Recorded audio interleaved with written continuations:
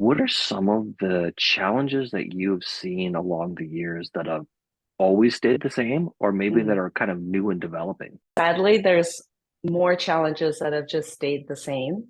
Okay. And Tyson, probably the biggest one that I see regularly is that people just avoid planning, period.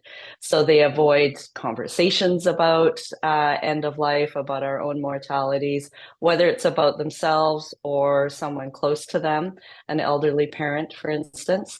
And that avoidance leads to nothing getting done. We all end up dying, and that's just what happens.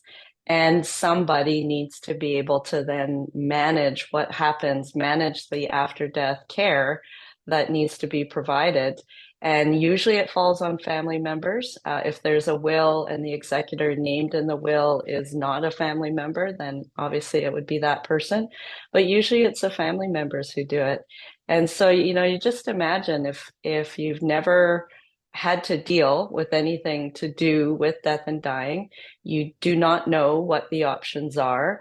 Maybe the most information you have has come from TV or a neighbor or something you might have heard from somebody years ago.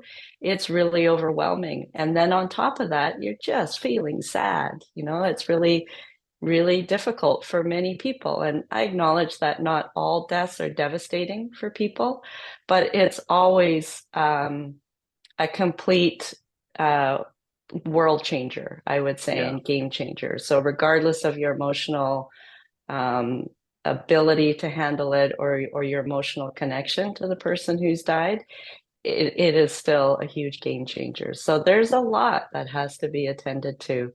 And I don't actually know what the stats are, but it's definitely, a very small percentage of people who actually are taking those brave steps to get into conversation and start asking questions and start learning.